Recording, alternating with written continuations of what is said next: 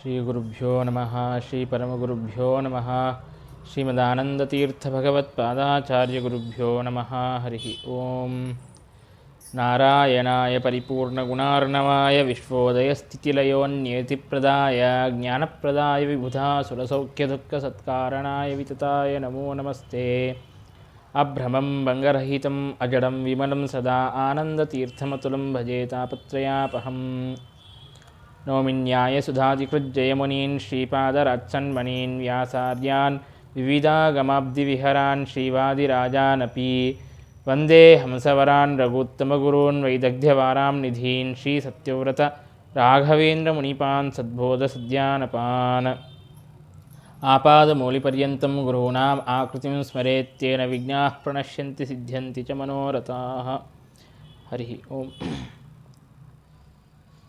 ರಾಮಾವತಾರದ ಪ್ರಸಂಗದಲ್ಲಿ ಭಗವಂತನ ಆದೇಶದಂತೆ ಅನೇಕ ದೇವತೆಗಳು ಕಪಿಗಳಾಗಿ ಹುಟ್ಟಿದ್ದಾರೆ ಎಂಬುದನ್ನು ಯಾವ ಯಾವ ದೇವತೆಗಳು ಯಾವ ಕಪಿಯಾಗಿ ಹುಟ್ಟಿದ್ದಾನೆ ನಂತರದಲ್ಲಿ ಇನ್ನು ಭರತ ಶತ್ರುಘ್ನ ಅವರ ಜನ್ಮವನ್ನು ಹೇಳುವಂತಹ ಪ್ರಸಂಗದಲ್ಲಿ ಭರತನು ಕಾಮನಾಗಿದ್ದಾನೆ, ತಾನು ಚಕ್ರಕ್ಕೆ ಅಭಿಮಾನಿಯಾಗಿದ್ದಾನೆ ಎಂದಾಗ ಆ ಒಂದು ಭಗವಂತನ ಆಯುಧಗಳಿಗೆ ಅಭಿಮಾನಿಗಳನ್ನು ತಿಳಿಸಿಕೊಡುವಂತಹ ಒಂದು ಪ್ರಸಂಗವಿದ್ದದರಿಂದಾಗಿ ಭಗವಂತನ ಎಲ್ಲ ಆಯುಧಗಳಿಗೂ ಕೂಡ ಯಾರು ಯಾರು ಅಭಿಮಾನಿಗಳು ಅಂತನ್ನೋದನ್ನು ಹೇಳಿದ್ದಾರೆ. ಭಗವಂತನ ಸುದರ್ಶನ ಚಕ್ರಕ್ಕೆ ದುರ್ಗಾದೇವಿಯು ಅಭಿಮಾನಿನಿಯಾಗಿದ್ದಾಳೆ, ಅನಂತರದಲ್ಲಿ ಕಾಮನು ಅಭಿಮಾನಿನಿಯಾಗಿದ್ದಾನೆ, ಮತ್ತು ಭಗವಂತನ ಪಾಂಚಜನ್ಯ ಶಂಖಕ್ಕೆ ಶ್ರೀದೇವಿಯು ಅಭಿಮಾನಿನಿಯಾಗಿದ್ದಾಳೆ, ಸತ್ವಾತ್ಮಕಳಾದಂತಹ ಸತ್ವಗುಣಕ್ಕೆ ಅಭಿಮಾನಿನಿಯಾದಂತಹ ಶ್ರೀದೇವಿಯು ಅಭಿಮಾನಿನಿಯಾಗಿದ್ದಾಳೆ. ಅನಂತರದಲ್ಲಿ ಕಾಮನ ಮಗನಾದಂತಹ ಅನಿರುದ್ಧನು ತಾನು ಅಭಿಮಾನಿಯಾಗಿದ್ದಾನೆ. ಮತ್ತು ಭಗವಂತನ ಕೌಮೋದಕಿ ಗದೆಗೆ ವಾಯುದೇವರು ಅಭಿಮಾನಿಗಳಾಗಿದ್ದಾರೆ. ಮತ್ತು ಭಗವಂತನ ಏನು ಬಾಣಗಳೇನಿವೆ ಪಂಚಾತ್ಮಕೋ ಮಾರುತ ಏವ ಬಾಣಃ ಎಂಬುದಾಗಿ ಹೇಳಿದಂತೆ ಆ ಬಾಣಗಳಿಗೆ ಪ್ರಾಣಾಪಾನಾದಿ 5 ರೂಪರಾದಂತಹ ಪ್ರಾಣದೇವರು ವಾಯುದೇವರು ಅಭಿಮಾನಿಗಳಾಗಿದ್ದಾರೆ. ಮತ್ತು ಭಗವಂತನ ನಂದಕ ಅನ್ನುವಂತಹ ಖಡ್ಗಕ್ಕೆ ಸರಸ್ವತೀ ದೇವಿಯು ಅಭಿಮಾನಿನಿಯಾಗಿದ್ದಾಳೆ. ಹೀಗೆ ಅನೇಕ ಆಯುಧಗಳಿಗೆ ಬೇರೆ ಬೇರೆಯವರು. ಮತ್ತು ಪದ್ಮಕ್ಕೆ ಭೂದೇವಿಯು ರಜೋಗುಣಕ್ಕೆ ಅಭಿಮಾನಿನಿಯಾದಂತಹ ಭೂದೇವಿಯು ಅಭಿಮಾನಿನಿಯಾಗಿದ್ದಾಳೆ. ಮತ್ತು ಚರ್ಮ ಅಂತನ್ನುವಂತಹ ಆಯುಧಕ್ಕೆ ಮತ್ತೆ ದುರ್ಗೆಯು ತಾನು ಅಭಿಮಾನಿನಿಯಾಗಿದ್ದಾಳೆ. ಹೀಗೆ ಆ ಎಲ್ಲ ಅಭಿಮಾನಿಗಳನ್ನು ತಿಳಿಸಿಕೊಟ್ಟು ಈಗ ಮುಖ್ಯ ಯಾವ ವಿಷಯ ಬಂದಿತ್ತು, ಭರತ ಹಾಗೂ ಶತ್ರುಘ್ನರು, ಕಾಮ ಹಾಗೂ ಕಾಮಪುತ್ರನಾದಂತಹ ಅನಿರುದ್ಧ ಅವರೇ ಭರತ ಹಾಗೂ ಶತ್ರುಘ್ನರಾಗಿ ಹುಟ್ಟಿದ್ದಾರೆ ಅನ್ನುವಂತಹ ವಿಷಯವನ್ನು ಇಲ್ಲಿ ತಿಳಿಸಿಕೊಡುತ್ತಾ ಇದ್ದಾರೆ. ತಾವೇವ ಜಾತೋ ಭರತಶ್ಚ ನಾಮ್ನಾ ಶತ್ರುಘ್ನ ಇತ್ಯೇಷ ಚ ರಾಮತೋನು ಪೂರ್ವಂ ಸುಮಿತ್ರಾತನಯಶ್ಚ ಶೇಷಃ ಸಲಕ್ಷ್ಮಣೋ ನಾಮ ರಘುತ್ತಮಾದನು. ಆ ಚಕ್ರಶಂಖಗಳಿಗೆ ಅಭಿಮಾನಿಗಳಾದಂತಹ ಕಾಮ ಹಾಗೂ ಕಾಮಪುತ್ರರಾದಂತಹ ಅನಿರುದ್ಧ ಅವರು ಕ್ರಮವಾಗಿ ಭರತ ಹಾಗೂ ಶತ್ರುಘ್ನರಾಗಿ ಹುಟ್ಟಿದ್ದಾರೆ. ಕಾಮನು ಭರತನಾಗಿ ಹುಟ್ಟಿದ್ದಾನೆ, ಮತ್ತು ಶಂಖಾಭಿಮಾನಿಯಾದಂತಹ ಅನಿರುದ್ಧನು ಕಾಮಪುತ್ರನಾದಂತಹ ಅನಿರುದ್ಧನು ತಾನು ಶತ್ರುಘ್ನನಾಗಿ ಹುಟ್ಟಿದ್ದಾನೆ. ರಾಮತೋನು ರಾಮದೇವರ ಅನಂತರದಲ್ಲಿ ಇವರು ಹುಟ್ಟಿದ್ದಾರೆ. ಅಂದರೆ ರಾಮದೇವರ ಅನಂತರದಲ್ಲಿ ಹುಟ್ಟಿದ್ದಾರೆ ಅಂದರೆ ಲಕ್ಷ್ಮಣನಿಗಿಂತಲೂ ಕೂಡ ಪೂರ್ವದಲ್ಲಿ ಹುಟ್ಟಿದ್ದಾರೆ ಅಂತಂದರೆ ಅದಕ್ಕೆ ಶ್ರೀಮದಾಚಾರ್ಯರು ಹೇಳುತ್ತಾ ಇದ್ದಾರೆ, ಪೂರ್ವಂ ಸುಮಿತ್ರಾತನಯಶ್ಚ ಶೇಷಃ, ಶೇಷದೇವರು ಸುಮಿತ್ರೆಯ ಮಗನಾಗಿ ತಾವು ಲಕ್ಷ್ಮಣನಾಗಿ ಮೊದಲಿಗೆ ಹುಟ್ಟಿದ್ದಾರೆ. ಅಂದರೆ ರಾಮದೇವರು ಲಕ್ಷ್ಮಣ ಭರತ ಶತ್ರುಘ್ನ ಅನ್ನುವಂತಹ ಕ್ರಮ ಅಂತನ್ನೋದೇ ಸರಿಯಾದದ್ದು ಅನ್ನುವಂತಹ ವಿಷಯವನ್ನು ಟಿಪ್ಪಣಿಕಾರರು ಅನೇಕ ಪ್ರಮಾಣಗಳನ್ನು ಕೊಟ್ಟು ಅವರ ನಕ್ಷತ್ರಗಳು ಅದೆಲ್ಲವನ್ನೂ ಕೂಡ ನೋಡಿಕೊಂಡು ನಾವು ಹೇಳಿದಾಗಲೂ ಕೂಡ ಮೊದಲು ಈ ಕ್ರಮ ಅಂತನ್ನೋದೇ ಸರಿ ಅಂತನ್ನೋದನ್ನು ಅನೇಕ ಪ್ರಮಾಣಗಳನ್ನು ಕೊಟ್ಟು ತಾವು ಸಮರ್ಥನೆಯನ್ನು ಮಾಡಿದ್ದಾರೆ. ಅಂತಂದರೆ ಮುಖ್ಯವಾಗಿ ಪ್ರಶ್ನೆ ಬರುವಂತಹದ್ದು ಏನು ಅಂತಂದರೆ, ರಾಮಚಂದ್ರ ದೇವರ ನಕ್ಷತ್ರ ಯಾವುದು? ಪುನರ್ವಸು ನಕ್ಷತ್ರ. ಮತ್ತು ಲಕ್ಷ್ಮಣ ಹುಟ್ಟಿರುವಂತಹ ನಕ್ಷತ್ರ ಆಶ್ಲೇಷ ನಕ್ಷತ್ರ. ಹಾಗಾಗಿ ಮತ್ತು ಪುಷ್ಯ ನಕ್ಷತ್ರದಲ್ಲಿ ಅಂತಂದರೆ ಭರತನು ಹುಟ್ಟಿದ್ದಾನೆ ಎಂಬುದಾಗಿ ಬರುತ್ತದೆ. ಹಾಗಾದರೆ ಪುನರ್ವಸು ಪುಷ್ಯ ಅನಂತರದಲ್ಲಿ ಆಶ್ಲೇಷ ಬರೋದು. ಹಾಗಾಗಿ ರಾಮ ಭರತ ಹಾಗೂ ಲಕ್ಷ್ಮಣ ಅನ್ನುವಂತಹ ಈ ಕ್ರಮ ಅಂತ ಅನ್ನೋದು ನಮಗೆ ತೋರುತ್ತದೆಯಲ್ಲ ಅಂತಂದರೆ ಅದಕ್ಕೆ ಹೇಳೋದು ಏನು ಅಂತಂದರೆ ಚೈತ್ರ ಮಾಸದಲ್ಲಿ ಯಾವ ಪುನರ್ವಸು ನಕ್ಷತ್ರವಿದೆಯೋ ಆಗ ರಾಮನು ಹುಟ್ಟಿದ್ದಾನೆ, ಮತ್ತು ಆಷಾಢದಲ್ಲಿ ಬರುವಂತಹ ಆಶ್ಲೇಷ ನಕ್ಷತ್ರದಲ್ಲಿ ಲಕ್ಷ್ಮಣನು ಹುಟ್ಟಿದ್ದಾನೆ.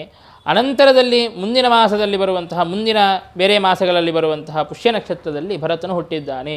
ಈ ಕ್ರಮವನ್ನು ನಾವು ಅನೇಕ ಪ್ರಮಾಣಗಳಿಂದಾಗಿ ತಿಳಿಯುತ್ತೇವೆ. ಹಾಗಾಗಿ ನಕ್ಷತ್ರದ ರೀತಿಯ ಪುನರ್ವಸು ಅನಂತರದಲ್ಲಿ ಪುಷ್ಯ ಬರುತ್ತದೆ, ಹಾಗಾಗಿ ರಾಮನ ಅನಂತರದಲ್ಲಿ ಭರತ ಅಂತನ್ನೋದು ಸರಿಯಲ್ಲ ಅಂತನ್ನೋದನ್ನು ನಮಗೆ ಟಿಪ್ಪಣಿಕಾರರು ವ್ಯಾಖ್ಯಾನಕಾರರೆಲ್ಲರೂ ಕೂಡ ತಿಳಿಸಿಕೊಟ್ಟಿದ್ದಾರೆ. ಸ್ಪಷ್ಟವಾಗಿ ಶ್ರೀಮದಾಚಾರ್ಯರು ಹೇಳುವಂತಹ ವಚನ ಪೂರ್ವಂ ಸುಮಿತ್ರಾತನಯಶ್ಚ ಶೇಷಃ ಎಂಬುದಾಗಿ ಲಕ್ಷ್ಮಣ ಹಾಗೂ ಶತ್ರುಘ್ನರಿಗಿಂತಲೂ ಭರತ ಹಾಗೂ ಶತ್ರುಘ್ನರಿಗಿಂತಲೂ ಕೂಡ ಪೂರ್ವದಲ್ಲಿ ಶೇಷದೇವರು ಲಕ್ಷ್ಮಣನಾಗಿ ಅವತಾರವನ್ನು ಮಾಡಿದ್ದಾರೆ. ಹಾಗಾಗಿ ರಘುತ್ತಮಾದನು ಲಕ್ಷ್ಮಣ, ಅನಂತರದಲ್ಲಿ ಭರತ, ಅನಂತರದಲ್ಲಿ ಶತ್ರುಘ್ನ ಅಂತನ್ನುವಂತಹ ಈ ಕ್ರಮವನ್ನು ತಿಳಿಯಬೇಕು. ಕೌಸಲ್ಯಕಾ ಪುತ್ರ ಉರುಕ್ರಮೋಸೌ ಏಕಸ್ತಥೈಕೋ ಭರತಸ್ಯ ಮಾತುಃ ಉಭೌ ಸುಮಿತ್ರಾತನಯೋ ನೃಪಸ್ಯ ಚತ್ವಾರ ಏತೇ ಹ್ಯಮರೋತ್ತಮಾಸುತಾಃ. ಈ ರೀತಿಯಾಗಿ ಆ ದಶರಥ ರಾಜನಿಗೆ 4 ಜನ ಪುತ್ರರು ಹುಟ್ಟಿದ್ದಾರೆ. ಕೌಸಲ್ಯಾದೇವಿಯಲ್ಲಿ ಸರ್ವೋತ್ತಮನಾದಂತಹ ಅನಂತಶಕ್ತಿ ಪರಿಪೂರ್ಣನಾದಂತಹ ಶ್ರೀರಾಮಚಂದ್ರನು ಅವತಾರವನ್ನು ಮಾಡಿದ್ದಾನೆ. ಮತ್ತು ಸುಮಿತ್ರೆಯಲ್ಲಿ 2 ಹುಟ್ಟಿದ್ದಾರೆ, ಲಕ್ಷ್ಮಣ ಹಾಗೂ ಶತ್ರುಘ್ನರು ಹುಟ್ಟಿದ್ದಾರೆ. ಮತ್ತು ಕೈಕೇಯಿಯಲ್ಲಿ ಭರತನು ಹುಟ್ಟಿದ್ದಾನೆ. ಈ ರೀತಿಯಾಗಿ 4 ಜನ ಮಕ್ಕಳು ಹುಟ್ಟಿದ್ದಾರೆ. ಅಂದರೆ ಸುಮಿತ್ರಾದೇವಿಗೆ 2 ಮಕ್ಕಳು ಇದ್ದಾರೆ. ಚತ್ವಾರಯೇತೆ ಹಮರೋತ್ತಮಾಸ್ತುತ. ಈ ರೀತಿಯಾಗಿ ದೇವೋತ್ತಮರಾದಂತಹ ಈ ದೇವತೆಗಳೆಲ್ಲರೂ ಕೂಡ ಮಕ್ಕಳಾಗಿ ಹೊಂದಿದ್ದಾನೆ ದಶರಥ ರಾಜ. ಅದರಲ್ಲಿಯೂ ಕೂಡ ವಿಶೇಷವಾಗಿ ಸರ್ವೋತ್ತಮನಾದಂತಹ ಪರಮಾತ್ಮನೇ ರಾಮನಾಗಿ ಅವತಾರವನ್ನು ಮಾಡಿದ್ದಾನೆ. ಸಂಕರ್ಷಣಾದ್ಯೈಸ್ತ್ರಿಭಿರೇವ ರೂಪೈಃ ಆವಿಷ್ಟ ಆಸೀತ್ ತ್ರಿಶ್ರುತೇಷು ವಿಷ್ಣುಃ ಇಂದ್ರೋಂಗದೇ ಚೈವ ತತೋಂಗದೋ ಹಿ ಬಲೀನಿತಾಂತಂ ಸ ಬಭೂವ ಶಶ್ವತ್. ಮತ್ತು ಅದಷ್ಟೇ ಅಲ್ಲದೆ ಏನು ರಾಮ ಲಕ್ಷ್ಮಣ ಭರತ ಶತ್ರುಘ್ನರಿದ್ದಾರೆಯೋ ಅವರೆಲ್ಲರಲ್ಲಿಯೂ ಕೂಡ ರಾಮಚಂದ್ರ ದೇವರಾದರೂ ಸಾಕ್ಷಾತ್ತು ವಾಸುದೇವರೂಪಿಯಾದಂತಹ ಪರಮಾತ್ಮನೇ ಆಗಿದ್ದಾನೆ. ಮತ್ತು ಲಕ್ಷ್ಮಣ ಭರತ ಶತ್ರುಘ್ನರಲ್ಲಿ ಸಂಕರ್ಷಣ ಪ್ರದ್ಯುಮ್ನ ಅನಿರುದ್ಧ ಈ ರೂಪಗಳ ಒಂದು ವಿಶೇಷವಾದಂತಹ ಆವೇಶ ಅಂತ ಅನ್ನೋದು ಇದೆ ಅಂತನ್ನೋದನ್ನು ಕೂಡ ನಮಗೆ ತಿಳಿಸಿಕೊಡುತ್ತಾ ಇದ್ದಾರೆ. ಹಾಗಾಗಿ ವಾಸುದೇವ ಸಂಕರ್ಷಣ ಪ್ರದ್ಯುಮ್ನ ಅನಿರುದ್ಧ ಈ ಕ್ರಮವನ್ನು ನೋಡಿಕೊಂಡಾಗಲೂ ಕೂಡ ಈ ಒಂದು ರಾಮಲಕ್ಷ್ಮಣ ಭರತ ಶತ್ರುಘ್ನ ಅಂತನ್ನೋದೇ ಸರಿ ಎಂಬುದಾಗಿಯೂ ಕೂಡ ತೋರುತ್ತದೆ. ಯದ್ಯಪಿ ಆ ಕ್ರಮ ಅಂತನ್ನೋದು ಹಾಗೆ ಇರಬೇಕಂತೇನು ನಿಯಮ ಇಲ್ಲ, ಹಾಗಿದ್ರೂ ಕೂಡ ಇದು ಒಂದು ಪೂರಕ ಅಂತ ಆಗುತ್ತದೆ ಎಂಬುದಾಗಿಯೂ ಕೂಡ ನಾವು ತಿಳಿಯಬಹುದು. ಆಮೇಲೆ ಅಂಗದನಲ್ಲಿಯೂ ಕೂಡ ಇಂದ್ರನ ಒಂದು ಆವೇಶ ವಿಶೇಷ ಇದೆ ಎಂಬುದಾಗಿ ನಮಗೆ ತಿಳಿಸಿಕೊಡುತ್ತಾರೆ. ಹಾಗಾಗಿ ಅಂಗದನಲ್ಲಿಯೂ ಕೂಡ ವಿಶೇಷವಾದಂತಹ ಬಲವನ್ನು ನಾವು ಕಾಣುತ್ತೇವೆ. ಏನ್ಯೇಚ ಭೂಪಾಃ ಕೃತವೀರ್ಯಜಾದ್ಯಾಃ ಬಲಾಧಿಕಾಃ ಸಂತಿ ಸಹಸ್ರಶೋಪಿ ಸರ್ವೇ ಹರೇಃ ಸನ್ನಿಧಿಭಾವಯುಕ್ತಾಃ ಧರ್ಮಪ್ರಧಾನಾಶ್ಚ ಗುಣಪ್ರಧಾನಾಃ. ಇನ್ನು ಬೇರೆ ಯಾವ ರಾಜರು ಕಾರ್ತವೀರ್ಯಾರ್ಜುನ ಮೊದಲಾದಂತಹ ಅನೇಕ ಜನ ರಾಜರು ಏನಿದ್ದಾರೆ ಅವರಲ್ಲಿ ಬಲ ಅಂತನ್ನೋದು ಅಧಿಕವಾಗಿದೆ, ಗುಣಗಳು ಅಧಿಕವಾಗಿದೆ, ಮತ್ತು ಧರ್ಮವನ್ನು ವಿಶೇಷವಾಗಿ ಮಾಡುವವರಿದ್ದಾರೆ, ಧರ್ಮಪ್ರಧಾನರಾಗಿದ್ದಾರೆ. ಅಂತಹ ರಾಜರುಗಳು ನಾವು ಏನು ನೋಡುತ್ತೇವೆಯೋ ಅವರೆಲ್ಲರಲ್ಲಿಯೂ ಕೂಡ ಭಗವಂತನ ಒಂದು ವಿಶೇಷವಾದಂತಹ ಸನ್ನಿಧಾನ ಇದೆ ಎಂಬುದಾಗಿ ತಿಳಿಸಿಕೊಡುತ್ತಾ ಇದ್ದಾರೆ. ಸರ್ವೇ ಹರೇಹೇ ಸನ್ನಿಧಿಭಾವಯುಕ್ತ. ಆ ಸಾನ್ನಿಧ್ಯ ವಿಶೇಷವನ್ನು ತಾವರೆಲ್ಲರೂ ಕೂಡ ಪಡೆದಿದ್ದಾರೆ. ಹಾಗಾಗಿ ಆ ಭಗವಂತನ ಸನ್ನಿಧಾನ ವಿಶೇಷ ಇದ್ದದ್ದರಿಂದಾಗಿ ಅವರಲ್ಲಿ ಆ ವಿಧವಾದಂತಹ ಬಲಾದಿಗಳು ಗುಣಗಳು ಅವೆಲ್ಲವೂ ಕೂಡ ವಿಶೇಷವಾಗಿ ಅಧಿಕವಾಗಿ ಇವೆ ಅಂತನ್ನೋದನ್ನು ನಾವು ತಿಳಿಯುತ್ತೇವೆ. ಹಾಗಾಗಿ ಇದು ಸಾಮಾನ್ಯ ನಿಯಮ. ಲೋಕದಲ್ಲಿ ಎಲ್ಲೇ ಏನೇ ವಿಶೇಷವಾದಂತಹ ಅಧಿಕವಾದಂತಹ ಗುಣಗಳು ಸದ್ಗುಣಗಳು ಕಂಡರೆ ಅವರಲ್ಲಿ ಭಗವಂತನ ಆ ಸನ್ನಿಧಾನ ಅಂತನ್ನೋದು ಇದ್ದದ್ದರಿಂದಾಗಿ ಆ ಒಂದು ಗುಣಗಳು ಅಧಿಕವಾಗಿವೆ ಎಂಬುದಾಗಿ ನಾವು ತಿಳಿಯಬೇಕು. ಇನ್ನು ಈ ರೀತಿಯಾಗಿ ಎಲ್ಲ ದೇವತೆಗಳು ಹುಟ್ಟಿದ್ದಾರೆ ಅಂತನ್ನೋದು ತಿಳಿಸಿ ಇನ್ನು ಸೀತಾದೇವಿಯ ಜನ್ಮವನ್ನು ಹೇಳುತ್ತಾ ಇದ್ದಾರೆ. ಸ್ವಯಂ ರಮಾ ಸೀರತ ಏವ ಜಾತ ಸೀತೇತಿ ರಾಮಾರ್ಥಮನೂಪಮಾಯ ವಿದೇಹ ರಾಜಸ್ಯ ಹಿ ಯಜ್ಞಭೂಮೌ ಸುತೇತಿ ತಸ್ಸೈವ ತತಸ್ತು ಸಾಭೂತ್. ಸಾಕ್ಷಾತ್ತು ರಮಾದೇವಿಯೇ ತಾನು ಸೀತೆಯಾಗಿ ಹುಟ್ಟಿದ್ದಾಳೆ. ಸೀತಾ ಅಂತ ಹೆಸರು ಯಾಕೆ ಬಂತು ಅಂತಂದರೆ ಆ ದಶರಥ ರಾಜನು ಜನಕರಾಜನು ತಾನು ಯಾಗವನ್ನು ಮಾಡಬೇಕು ಎಂಬುದಾಗಿ ಸೀರದಿಂದಾಗಿ ಅಂತಂದರೆ ಅದೇನು ಲಾಂಗಳದಿಂದಾಗಿ ತಾನು ಆ ಭೂಮಿಯನ್ನು ಅಗೆಯುವಾಗ ಆಗ ಅದರಿಂದಾಗಿ ಸೀತಾದೇವಿಯು ಅಲ್ಲಿ ಕಮಲದಲ್ಲಿ ಸಿಗುತ್ತಾಳೆ. ಆ ಕಾರಣದಿಂದಾಗಿ ಸೀರ ಅಂತಂದರೆ ಆ ನೇಗಿಲು, ಆ ಲಾಂಗಳದಿಂದಾಗಿ ತಾನು ಅಗಿಯುವಾಗ ಬಂದಿದ್ದರಿಂದಾಗಿ ಸೀರತಃ ಜಾತ ಸೀತಾ ಎಂಬುದಾಗಿ ಈ ರೀತಿಯಾಗಿ ಹೆಸರು ಅಂತನ್ನೋದು ಬಂದಿದೆ. ರಾಮಚಂದ್ರ ದೇವರಿಗೆ ಅತ್ಯಂತ ಯೋಗ್ಯಳಾದಂತಹ ಲಕ್ಷ್ಮೀದೇವಿಯೇ ತಾನು ಸೀತೆಯಾಗಿ ಅವತಾರವನ್ನು ಮಾಡಿದ್ದಾಳೆ. ಈ ರೀತಿಯಾಗಿ ಆ ವಿದೇಹರಾಜನ ಅಂದರೆ ವಿದೇಹರಾಜ ಅಂದರೆ ಜನಕರಾಜ, ವಿದೇಹ ಅಂತ ಯಾಕೆ ಕರೆಯುತ್ತಾರೆ ಅಂದರೆ ವಿದೇಹ ಅಂತಂದರೆ ದೇಹ ಇಲ್ಲದೇ ಇದ್ದವನು, ದೇಹನೇ ಇಲ್ಲ ಅಂತಂದರೆ ದೇಹದ ಮೇಲೆ ಅಭಿಮಾನ ಇಲ್ಲ ಎಂಬುದಾಗಿ ಅರ್ಥ. ಅಂತಹ ದೇಹದ ಮೇಲೆ ಅಭಿಮಾನವಿಲ್ಲದೇ ಇರುವಂತಹ ಆ ಜನಕರಾಜನ ಆ ಯಜ್ಞಭೂಮಿಯಲ್ಲಿ ಸೀರತಃ ಆ ಲಾಂಗಳದಿಂದಾಗಿ ನೇಗಿಲಿನಿಂದಾಗಿ ತಾನು ಸಿಕ್ಕದ್ದರಿಂದಾಗಿ ಸೀತಾ ಅನ್ನುವಂತಹ ಹೆಸರು ಅಂತನ್ನೋದು ಬಂದಿದೆ. ಈ ರೀತಿಯಾಗಿ ಸಾಕ್ಷಾತ್ ರಮಾದೇವಿ ಸೀತೆಯಾಗಿ ಅವತಾರವನ್ನು ಮಾಡಿದ್ದಾರೆ. ಇತ್ಯಾದಿ ಕಲ್ಪೋತ್ಥಿತ ಏಷ ಸರ್ಗಃ ಮಯಾ ಸಮಸ್ತಾಗಮ ನಿರ್ಣಯಾತ್ಮಕಃ ಸಹ ಅನುಸರ್ಗಃ ಕಥಿತೋತ್ರ ಪೂರ್ವೋ ಯೋ ಯೋ ಗುಣೈರ್ನಿತ್ಯಮಸೌವರೋಹಿ.